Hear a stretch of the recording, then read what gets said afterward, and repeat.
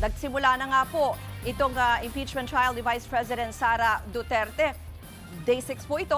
Wala pong ipipresenta ng mga testigo ngayong araw pero pagdedebatihan kung ipapasabpi na ang back records ng mag-asawang Duterte.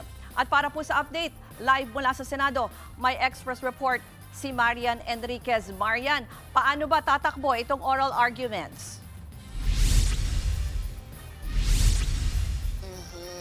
Actually, Ruth, kasalukuyan na nga gumugulo ngayon yung oral arguments para nga dito doon sa unexplained wealth o yung hindi maipaliwanag na yaman ng bise kasi nagpasabina itong House Prosecution Panel ng mga dokumento gaya nga po ng bank o AMLAC records at tax records ni Vice President Sara Duterte at asawa niya si Attorney Man Scarpio. Actually, Ruth, panghuli pa ito, ika-4 na article. Sa dulo pa ito dapat ipipresenta ng Prosecution Panel. Pero minabuti na raw nila as this early, ni-request na nila na ipasabpi na nga itong mga dokumento para hindi na raw maging dahilan pa ng delay o pagkaantala. Matatanda ang lumabas sa House Justice Committee hearings ang bilyon-bilyon umanong transaksyon mula sa bank records ng mag-asawang Duterte Carpio. Pinuna o na-flag yan ng Anti-Money Laundering Council kaya isa na rin sa naging basihan para ipa-impeach ng Kamara ang bise. Bago ang oral arguments ngayong hapon, humarap muna sa isang press conference ang House Prosecution Panel at iginiit nilang diskarte ng depensa na tutulan ang pag-ungkat sa bank records at tax records ng bise. Pakinggan natin ang pahayag ng mga taga-prosekusyon. They will probably try to block it, which is exactly what they're trying to do now. Kaya we already asked for their issuance in advance para tuloy-tuloy na ho yung pagpresenta namin ng ebidensya. It also allows the court to examine and probably to appreciate these documents, to have them time na makita nila kung ano yung, and how relevant these are, these documents, to the articles that we would present after the grave threats. Ruth, ang tanong paano kung hindi katiga ng impeachment court ang hiling ng prosekusyon na ipasabina ang naturang mga dokumento? Ayon sa prosekusyon, may sapat pa rin naman daw silang mga ebidensya sa kanilang mga argumento. Narito po yung kanilang mga pahayag. And even if we don't have the documents that we are requesting for, we can support the prosecution of the 4 articles. Ang dami hong dokumento na gagamitin din para mapagpatibay ho yung charges. We have the SAL-ins, AMLAC records, BR records, bank records, and testimonies of witnesses. So, hindi naman ho nakasalalay lang sa isang ebidensya yung kaso natin. Every evidence will stand on its own merit para magkaroon po ng whole picture understanding ating mga kababayan para ino-collaborate po ng isang ebidensya patungo doon sa ebidensya. So, Ruth, dito nga sa gugulong na oral arguments para dito sa pagtalakay kung papayagan ba na isabina o kunin yung mga dokumento ng bank at tax records ni VP Sara, bibigyan po ng tig 15 minutes yung magkabilang panig, yung prosekusyon at yung depensa, at tig 10 minutes naman para po sa kanilang rebuttal. At saka po magkakaroon ng caucus yung senator judges at saka po nila sasabihin yung kanilang mga boto, kumbaga, dito po sa plenaryo mamayang hapon. Yan muna ang latest. Balik sa Rose.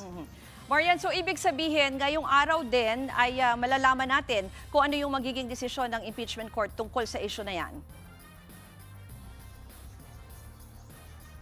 Yes, Ruth, yan nga yung inaasahan natin. Lalo na't wala naman ng ibang testigo na nakalatag at ipipresenta po ang prosekusyon ngayong hapon, buong hapon. Ay aasahan natin na mamaya po magkakaroon din ng desisyon ang Senate Impeachment Court kung papayagan nga ba o hindi po na ipakuha itong mga dokumento ng bank records at yung tax records, maging yung mga negosyo ng mag-asawang Duterte Carpio. Ruth. Marian, isa pa, balikan ko lang yung nangyari kahapon. Baka may reaksyon dyan itong prosekusyon dun sa ginigit ng depensa na wala naman daw kumpirmasyon na may kinontrata na tao si VP Sara para ipapatay ang Pangulo kasi wala naman daw pong personal knowledge ang NBI. Yes, Ruth, kanina nga sa press ko ng House Prosecution Panel, iginiit po nila, nilinaw nila na hindi kailangan magpresenta ng prosekusyon ng tinatawag na assassin o yung hitman na umano'y kinontrata nga ng bise, kinausap ng bise para ipapatay sina Pangulong Bongbong Marcos, First Lady Liza Araneta Marcos at dating House Speaker Martin Romualdez. Enough na raw yung mismong pahayag ng bise dito nga sa kanyang aligasyon ng grave threats o yung pagbabanta niya dito nga sa pamilya ng Pangulo. Actually, ayon pa nga doon sa prosecution, even after, days after nung November 23 online press ko ni VP Sara, inulit pa mismo ni VP Sara na may kinausap nga siyang papatay nga kina Pangulong Bongbong Marcos. Pakinggan po natin itong pahayag ng prosekusyon. Yan hong isa sa mga pinakamatibay na klase ng ebidensya.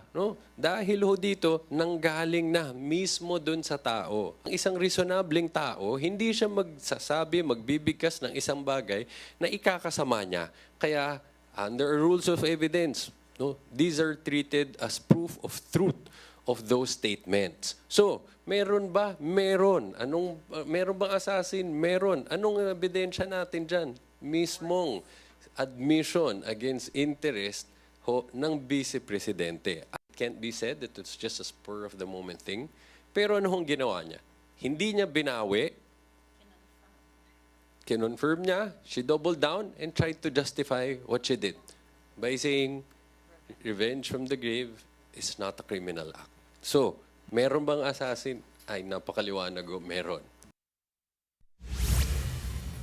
Samantala, Ruth, bagamat oral arguments nga na yung gumugulong ngayong araw dito sa Senado ay kinumpirma naman ng prosecution na tuloy pa rin yung pagharap ni NBI Director Melvin Matibag sa Lunes po yan, July 20. Yan muna ang latest. Balik sa'yo, Ruth. Marian, yun nga yung issue dyan sa mga testigo. Bakit nga bigla na lang na inanunsyo kahapon nitong prosekusyon na hindi na nga nila ipapatawag ulit itong si Chief of Staff ng BICE na si Attorney Zulaika Lopez, pati itong si Captain Bello mula dyan sa Office of Sergeant at Arms sa Kamara.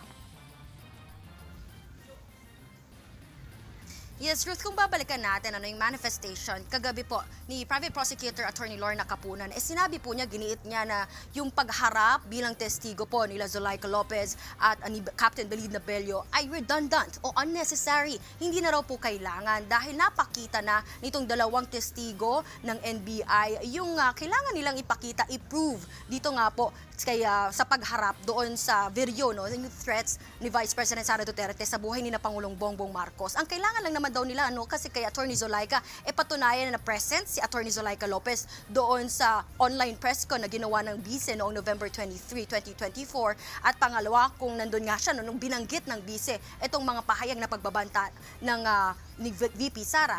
At according to Capunan, lahat po yan, mismong yung defense na nga po ang nag-admit sa kanilang mga statements at sa kanilang cross-examination, yung paggamit mismo ng same video, pinatutunay lang ito na hindi naman nila kine-question o itinatanggi yung authenticity ng video. At pangalawa nga, pinakita rin ng defense na nandun nga rin mismo si Attorney Zulaika Lopez sa parehong press con kung saan binanggit ni VP Sara ang mga pagbabanta sa buhay ng Pangulo. Yan po ang Express Report ni Marian Enriquez live mula sa Senado.